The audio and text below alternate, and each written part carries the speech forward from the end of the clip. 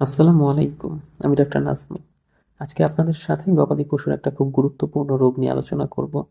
সেটা হচ্ছে কি ওদের পাতলা পায়খানার সমস্যা।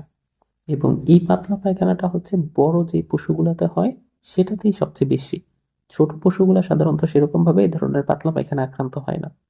আপনারা আমাদের আগের যে ভিডিওটা ওটা যদি দেখে থাকেন তাহলে বুঝবেন যে ছোট বাচ্চাগুলাতে সাধারণত আইমিরিয়া স্পেসিস দ্বারা যে পাতলা পায়খানাটা হয় ওইটা বেশি হয়। কিন্তু এই বড় এনিমেলগুলোতে সাধারণত দেখা যায় ব্যালান্টিডিয়াম কোলাই নামক একটা প্রোটোজো আছে, এইটা দ্বারা হচ্ছে সবচেয়ে বেশি পরিমাণে আক্রান্ত হয়।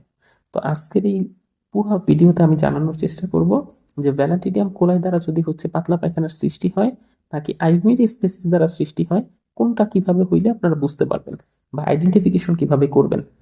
তো আইমিরিয়ার কথাটা তো আগেই বলে ফেলছি, আজকের কনসেপ্টটা আমরা ব্যালান্টিডিয়াম কোলাইয়ের উপর এটা হচ্ছে বলার চেষ্টা করব। সাধারণত ছোট বাচ্চাদের ক্ষেত্রে এই ব্যালান্টিডিয়াম কোলাই দ্বারা হচ্ছে আক্রান্ত হওয়ার সম্ভাবনা অনেক কম, তবে মাঝে মধ্যে হইতেই পারে। বয়স্ক পশুতে আপনি সবচেয়ে বেশি পরিমাণে এটা খেয়াল রাখবেন বা খেয়াল করবেন।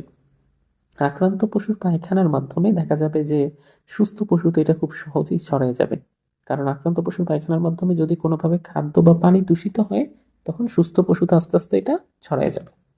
এখন এই ব্যালান্টিডিয়াম কোলাই দ্বারা যে পাতলা পায়খানা হয় এটার আসলে লক্ষণগুলো কি কি, মানে ওভারঅল কনসেপ্টটা কি কি লক্ষণ আপনারা ফেস করবেন।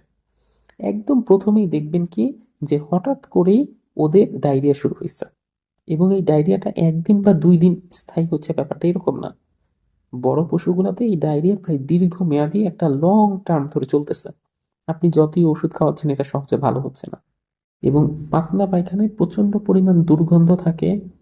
পশু আস্তে আস্তে ওই পানি এত পরিমাণ বের হওয়ার কারণে ডিহাইড্রেশনে পড়ে যাবে, এবং তখন ওর লোম, গায়ের যে পশমগুলো আছে এগুলো সব উস্কো খুস্কো হয়ে যাবে, এবং পাতলা পায়খানা কিন্তু তখনও চলবে।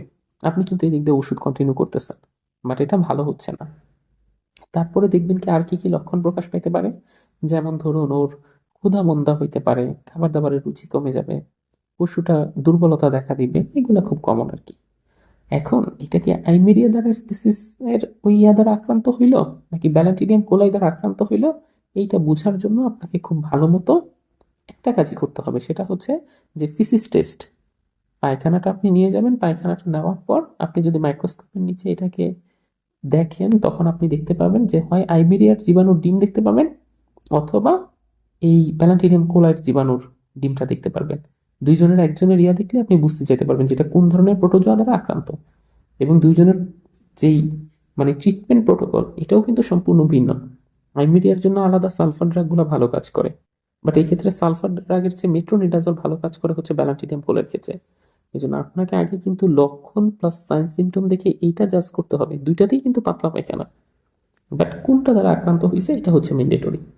ওকে, ব্যালান্টিডিয়াম কোলাই দ্বারা যদি আক্রান্ত হয় তখন আপনি একটা কাজ করতে পারেন যে কপার সালফেটের 1% সেই কপার সালফেট বাজারে পাওয়া যায়, এইটা পানিতে মিশিয়ে মুখে খাওয়াই দিতে পারেন 1 থেকে 2 দিন ধরে। তারপরে সাথে পাতলা পায়খানা বন্ধের জন্য আদার্স মেডিসিন দিতে পারেন। এই ক্ষেত্রে মিথাইল ব্লু বেশ ভালো কাজ করে। এরকম কয়েকটা ধরনের ওষুধ যদি আপনি ব্যবহার করেন তখন দেখবেন যে আস্তে আস্তে ও ঠিক হয়ে যাচ্ছে। এবং এই ওষুধগুলো ব্যবহার করার আগে অবশ্যই একজন রেজিস্টার্ড ভেটের সাথে কথা বলে নেবেন, ওনাকে পুরো বিষয়টা বলবেন, কারণ উনি ওই আইমেরিয়া বা ব্যালান্টিডিয়াম বলে এই দুটার পার্থক্য আপনাকে বলে দিবেন। তারপর আবার কি কি লক্ষণ প্রকাশ পাচ্ছে, কতটা সিভিয়ারিটি, এইটার উপর ডিপেন্ড করে আপনার ওষুধের ডোজ কোনটা কতটুকু হবে সেটা হচ্ছে উনি আপনাকে একদম বিস্তারিতভাবে একটা প্রেসক্রিপশন করে দিবেন। আরেকটা ব্যাপার হচ্ছে যে ব্যালান্টিডিয়াম কোলাই যেন আমাদের ফার্মে না আসে এই জন্য আমরা কি কি কাজ করতে পারি। প্রথমেই হচ্ছে অসুস্থ যে পশুটা হয়েছে ওইটা হোক আইমেরিয়া বা হোক ব্যালান্টিডিয়াম কোলাই, যেটা দ্বারাই হচ্ছে কেন আপনি প্রথমেই অসুস্থ পশুটাকে সুস্থ পশু থেকে আলাদা করে ফেলবেন। আপনার ফার্মের চারপাশ একদম বেশ ভালো মতো পরিষ্কার পরিচ্ছন্ন রাখবেন, যাতে করে এগুলার সিস্ট, প্রোটোজোয়ার যে সিস্ট আছে সিস্ট যেন কোনোভাবে ফার্মের চারপাশে না থাকতে পারে। আরেকটা জিনিস খেয়াল রাখবেন যে সুস্থ পশুগুলোকে যখন খাবার দিচ্ছেন তখন অসুস্থ পশুর থেকে যেন কোনোভাবেই কোনো জীবাণু এই সুস্থ পশুর খাবার বা পানির মধ্যে প্রবেশ করতে না পারে, এই ব্যাপারটা একটু এনশিওর করবেন। তাহলেই দেখবেন যে আর সেরকম কোনো সমস্যা আপনার এই পশুগুলো ফেস করতেছে না। আর ওই যে পশুগুলো হচ্ছে এই ব্যালান্টিডিয়াম কোলাই দ্বারা আক্রান্ত হওয়ার কারণে পাতলা পায়খানা হয়েছে সেটাকে কিন্তু খুব দ্রুত ট্রিটমেন্ট শুরু করবেন, কারণ এটা ট্রিটমেন্ট একটু লং টাইম লাগবে, প্লাস এটা যাতে পানি শূন্যতায় না পড়ে সেই জন্য মাঝে মধ্যে স্যালাইন দিতে হতে পারে। এবং এই জন্যে একজন রেজিস্টার্ড ভেটের সাথে কথা বলে তার প্রোটোকল অনুসারে আপনি ওষুধগুলো কন্টিনিউ করবেন। তখনই দেখবেন এই আক্রান্ত পশুটা খুব দ্রুত সুস্থ হয়ে উঠছে।